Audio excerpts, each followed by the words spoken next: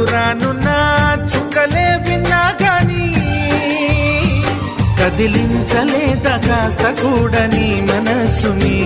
పరదాలు దాటి ఒక్కసారి పలకరించవేమి